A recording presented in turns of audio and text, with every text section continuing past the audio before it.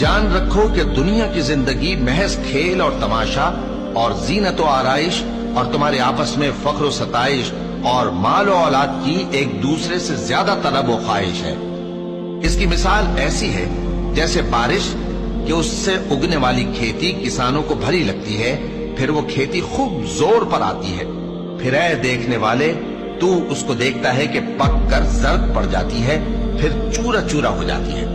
اور آخرت میں کافروں کے لیے عذاب شدید اور مومنوں کے لیے اللہ کی طرف سے بخشش اور خوشنودی ہے۔